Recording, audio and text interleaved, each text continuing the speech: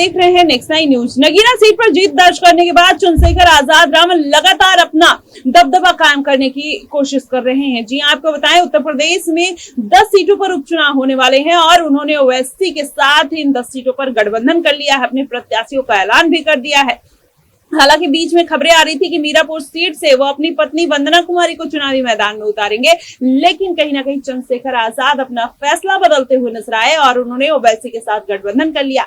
कई ऐसे मुस्लिम चेहरों को उन्होंने अपनी सीट पर जगह दी है। ऐसे में माना यह जा रहा है कि चंद्रशेखर आजाद अब केवल उत्तर प्रदेश तक ही सीमित नहीं है, बल्कि अलग अलग राज्यों में अपने पैर पसारने की तैयारी कर रहे हैं। अब वो कौन से राज्य होंगे? बिहार में बात करें, महाराष्ट्र में बात करें, हरियाणा में उन्होंने जेजेपी के साथ गठबंधन कर लिया है। ऐसे में माना यह जा रहा है कि चंद्रशेखर आजाद का बढ़ता हुआ कद आने वाली राजनीति को प्रभावित कर सकता है और प्रभाव अभी से ही डलना शुरू हो गए हैं, क्योंकि जिस तरीके से उत्तर प्रदेश में उपचुनाव होने वाले हैं, मिल्कीपुर सीट, करहल सीट और बिजनौर सीट पर कहीं ना कहीं चंद्रशेखर आजाद अपना दबदबा कायम करने की कोशिश कर रहे हैं और यही कारण है कि उन्होंने ओवैसी के साथ गठबंधन कर लिया।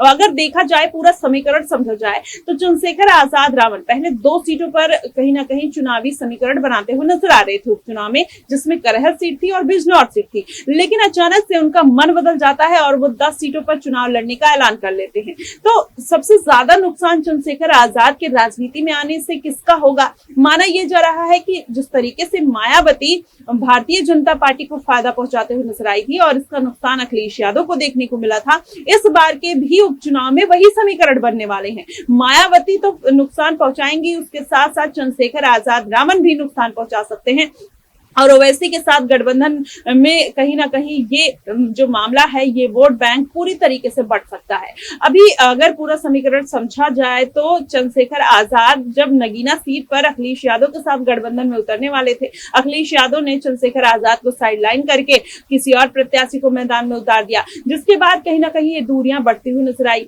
अब चंद्रशेखर आजाद अगर राजनीति में उतर गए हैं और इस बार अगर वो अखिलेश यादव से समीकरण नहीं बना के चलते हैं, तो जाहिर तौर पर इसका खामियाजा सपा को भुगतना पड़ सकता है। वहीं लोकसभा चुनाव की बात करें तो लोकसभा चुनाव में भी चंद्रशेखर आजाद ये कहते हुए नजर आए थे कि अभी मैंने 2 सीटों पर अपने प्रत्याशी उतारे, एक डुमरियागंज और एक नगीना सीट पर। अगर मैं और सीटों पर चुनाव लड़ता तो भारतीय जनता पार्टी को फायदा हो सकता था और वहीं अखिलेश यादव को 15 से 16 सीटों का नुकसान हो सकता था। ऐसे में उनको मेरा धन्यवाद कहना चाहिए।